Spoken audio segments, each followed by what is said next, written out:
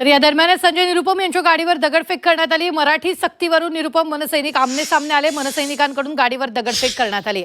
मराठी सक्तीला संजय निरुपम यांनी विरोध केलेला आहे। तर आपण पाहतोय मनसैनिकांकडून गाडीवर दगडफेक करण्यात आलेली आहे। तर मराठी सक्तीला विरोध केल्यानंतर यावेळी मोठ्या प्रमाणात दगडफेक करण्यात आल्याचं निरुपमांनी सांगितलेलं आहे।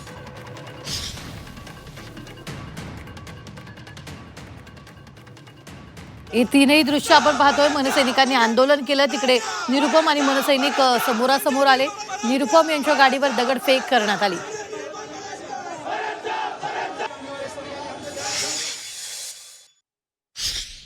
आम्ही गाली देणारे लोक नाही, शिवीगाळ करणारे लोक नाही।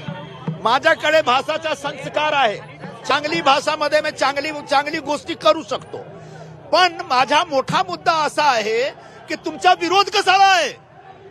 आम्ही पण मराठी भाषाच्या सन्मानासाठी, तुम्ही पण मराठी भाषाच्या सन्मानासाठी, आमची सरकार, आमचे मंत्री महाराष्ट्रात ऑटो रिक्षा और टॅक्सी चालणारे लोक आहेत, त्यांच्याकडून अपेक्षा करतात की तुम्ही मराठीमध्ये संवाद करा।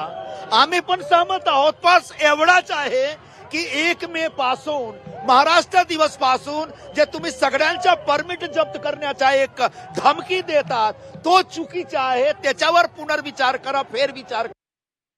ही शिवसेना लुक्की आहे, त्यांचा काही उपयोग होणार नाही। ते संजय निरुपमच्या गाडीवर दगडफेक केल्यात, मनसेकर होणार ना, तर तो विरोध करणार मराठीला, आणि तो मराठीला तो चॅलेंज करणार असेल तर 100% होणार। त्याला काय वाद आहे?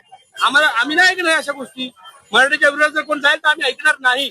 तर तसं देखील त्यांच्या अंगावर आता फेकण्यात आलेला आहे, त्यांच्या गाडीची हवा देखील आता काढण्यात आलेली मनसेचे। मला अभिमान आहे, माझ्या महाराष्ट्र सैनिकांनी हे केलंय, तर मला अभिमान आहे।